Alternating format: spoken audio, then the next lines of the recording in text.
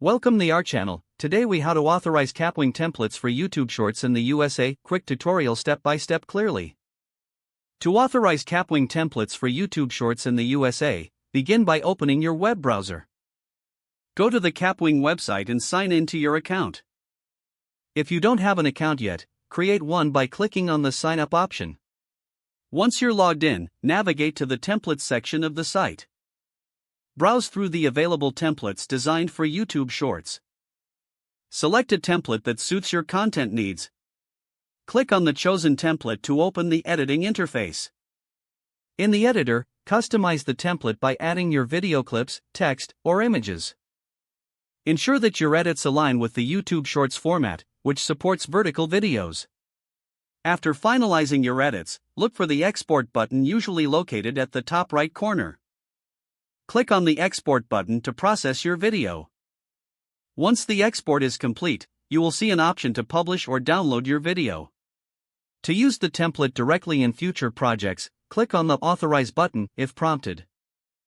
Follow any additional instructions provided to finalize the authorization process. Your Kapwing template is now authorized and ready for use in creating YouTube Shorts. You can access your authorized templates anytime from your Kapwing account. If the page does not load, refresh the browser or try again in a private or incognito window. Make sure you are using the correct email address, then retype it carefully to avoid small typos. If your password is not accepted, use the reset option and create a new strong password you can remember. Check your spam folder for verification or security emails, then complete any requested confirmation steps.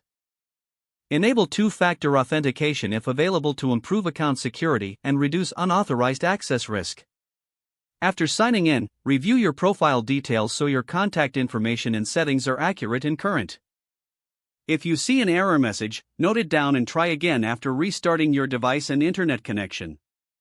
Log out when you finish, especially on shared devices, to keep your account and payment information secure. If the page does not load, refresh the browser or try again in a private or incognito window.